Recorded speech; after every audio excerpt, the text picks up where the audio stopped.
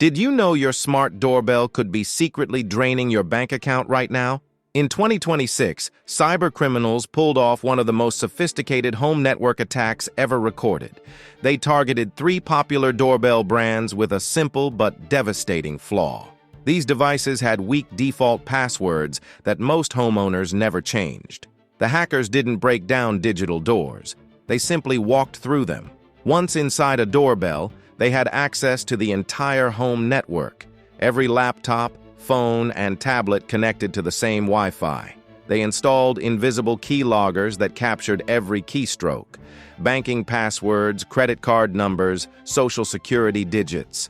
The brilliant part? Victims never suspected anything. Their doorbells worked perfectly. Motion alerts still came through. Video quality stayed crystal clear. For 8 months, 50,000 families unknowingly fed their financial data to criminals. The operation only unraveled when a cybersecurity researcher noticed something odd. Doorbell devices were sending massive amounts of data at 3 a.m. Doorbells don't usually upload gigabytes of information while families sleep. That curiosity exposed a $100 million cybercrime empire.